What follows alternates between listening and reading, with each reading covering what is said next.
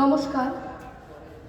আজ শ্রী পঞ্চমীর পূর্ণ সন্ধ্যায় এখানে উপস্থিত সকল শিক্ষক মহাশয় এবং গুরুজনকে আমার প্রণাম।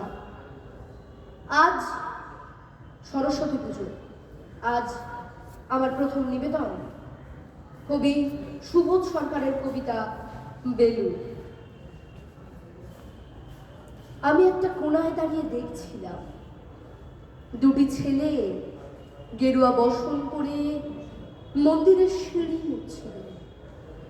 এত মন দিয়ে আমি কাউকে সিঁড়ি মুছতে দেখিনি। এত ভালোবাসা দিয়ে আমি কাউকে ধুলো তুলতে দেখিনি। সিঁড়ি নয়, যেন জননীর ত্বক থেকে ধুলো তুলছিল। এভাবে কেউ সিঁড়ি থেকে ধুলো মুছতে পারে এ আমি আগে কোথাও দেখিনি।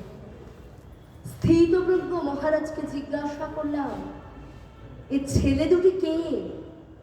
মহারাজ মৃদু হেসে বললেন, একজন নিউক্লিয়ার ফিজিসিস্ট, আর একজন IBM এর 6 লাখ টাকার চাকরি ছেড়ে এখানে এসেছে, সিঁড়ি ধুতে এসেছে।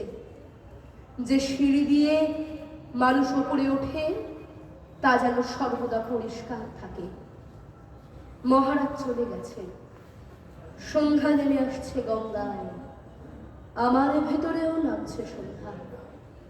সারা পৃথিবীতে এত সিঁড়ি, সিঁড়িতে সিঁড়িতে এত দাগ, এত ক্রোধ, এত অপমান। আরতি শুরু হবার আগে মনে হলো, যে সিঁড়ি মুছতে পারে না সে কোনোদিন মানুষের চোখের জল মুছতে পারবে না। যে সিঁড়ি মুছতে পারে না সে কোনোদিন মানুষের চোখের জল মুছতে পারবে না। নমস্কার।